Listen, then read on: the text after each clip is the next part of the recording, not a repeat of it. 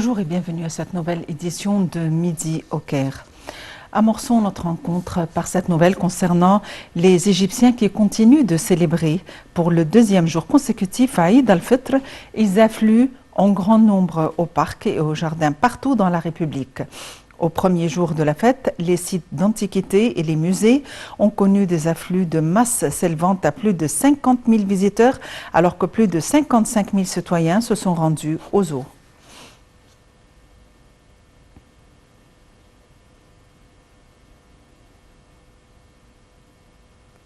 Le président Abdel Fattah el-Sisi a appelé au téléphone l'émir du Koweït, Cheikh Nawaf el-Ahmed el-Jaber el-Sabah, pour le féliciter à l'occasion de la fête de Eid al-Fitr.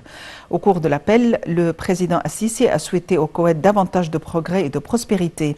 De son côté, l'émir du Koweït a remercié le président el-Sisi pour ses félicitations, souhaitant à l'Égypte, gouvernement et peuple, davantage de paix, de sécurité et de stabilité.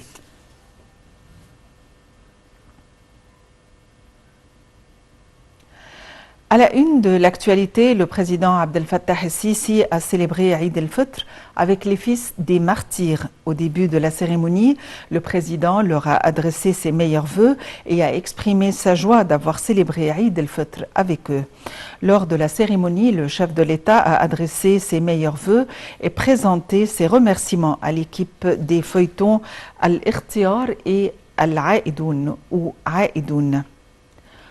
Retour sur cette cérémonie.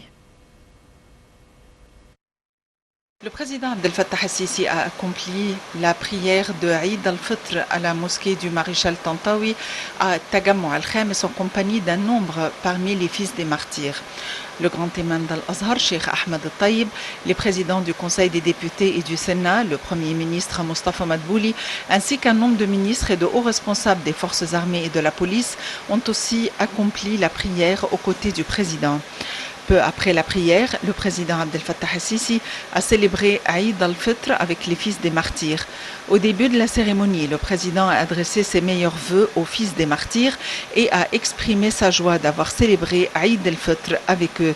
Le chef de l'État a ensuite mis à l'honneur les fils des martyrs. Parmi les policiers et les militaires, les a salués avant de partager avec eux le petit déjeuner. Le président el-Sisi a accompagné quelques enfants au parc d'attractions mis en place pour cette occasion et a tenu à leur distribuer en personne des jouets, des cadeaux et des repas, alors que les fils des martyrs étaient soucieux de prendre une photo souvenir avec lui. Lors de la cérémonie, le chef de l'État a adressé ses meilleurs vœux et présenté ses remerciements à l'équipe du feuilleton Al-Ikhtiyar et Al-A'idoun en indiquant, je cite, « Une grande partie de ce que vous avez présenté a incarné la réalité et est en faveur des héros et des martyrs qui se sont sacrifiés pour l'Égypte. » Il a affirmé qu'ils ont tenu à éviter tout affrontement, même dans le communiqué de l'an 2013. Il a appelé les Égyptiens à bien protéger leur patrie, tout en soulignant que la confrérie des frères avait menacé directement l'armée 3 fois.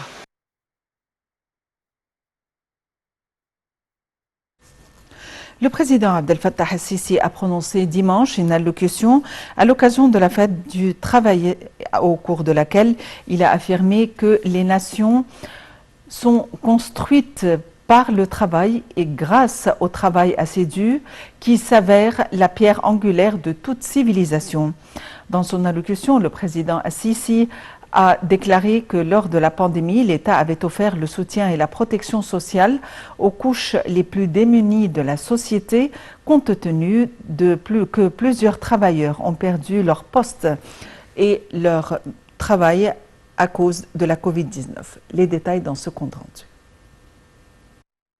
Le président Abdel Fattah el-Sisi a prononcé dimanche 1er mai une allocution à l'occasion de la fête du travail, au cours de laquelle il a affirmé que les nations se construisent par le travail dur qui s'avère la pierre angulaire de toute civilisation.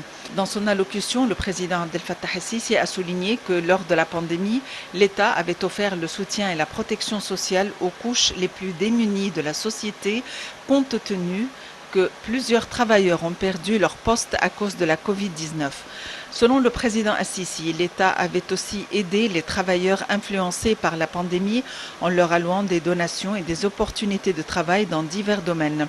Le chef de l'État a réaffirmé que les méga-projets qui avaient été réalisés en Égypte lors des 7 dernières années étaient devenus la cause principale de la résistance des Égyptiens devant les grands défis auxquels l'Égypte fait face.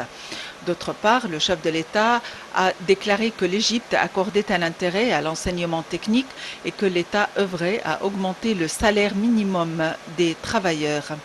Pour sa part, la première dame d'Égypte, Madame Intisar Assisi, a salué avec fierté tous les ouvriers de l'Égypte, exprimant son appréciation aux efforts distingués des ouvriers sur la voie du développement, des réalisations et de la production comme pilier fondamental de la construction du présent et de l'avenir.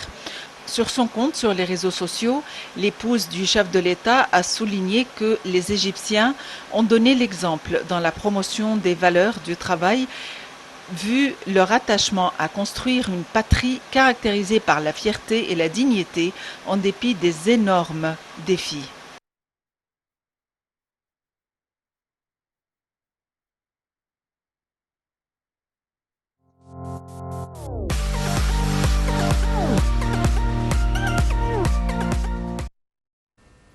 Par ailleurs, le canal de Suez a enregistré son plus haut chiffre d'affaires mensuel en avril, coté à 605 millions d'euros après avoir récemment relevé 2 fois les droits de transit.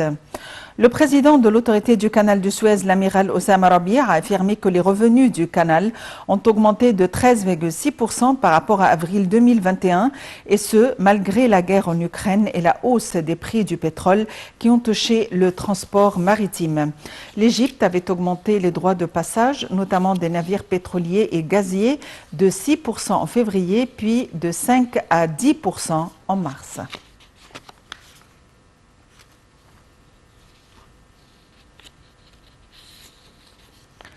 La ministre du Commerce et de l'Industrie, Nevin Gamer, a déclaré que le ministère œuvre actuellement à multiplier le nombre de complexes industriels et à tirer parti de toutes les potentialités de l'économie nationale dans le but de renforcer et de localiser l'industrialisation locale, d'assurer des emplois décents pour les jeunes et de remplacer les importations par des produits nationaux de qualité et conformes aux normes répondant aux besoins du marché.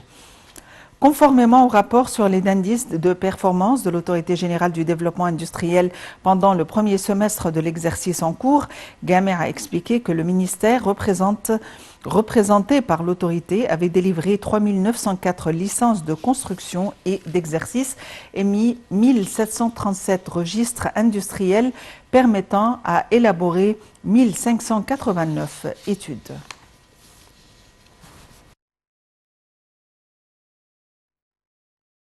Et pour nous donner plus d'éclaircissements, nous avons le plaisir d'avoir en ligne Dr Raouf Ghafar, expert en économie. Dr Raouf Ghafar, bonjour et bienvenue avec nous. Bonjour, bonne fête à tout le monde. Merci pareillement. La ministre du Commerce et de l'Industrie, Nevin Gamer, a déclaré que le ministère œuvre actuellement à multiplier le nombre de complexes industriels et à tirer parti de toutes les potentialités de l'économie nationale. Nous savons qu'il y a une cité pour les meubles et une cité pour les médicaments. Comment voyez-vous l'avenir de l'industrie en Égypte à la lumière de la création de divers complexes industriels? À mon opinion, ça c'est le moyen le plus efficace pour améliorer l'économie en Égypte. Parce que nous savons tous que l'Égypte, c'est un pays importateur. Malheureusement, on importe beaucoup de choses qui peuvent être justement fabriquées en Égypte. Alors l'effort qu'exerce le ministère de Commerce et d'Industrie est justement pour encourager les Égyptiens, surtout les jeunes gens, à établir leur propre projet, leur propre industrie sur place pour essayer un peu de remplacer les produits qui sont importés de l'extérieur. Donc ça, c'est une direction très, très positive et je pense que bien tard que jamais, on devait faire ça il y a quelque temps, mais maintenant on commence très sérieusement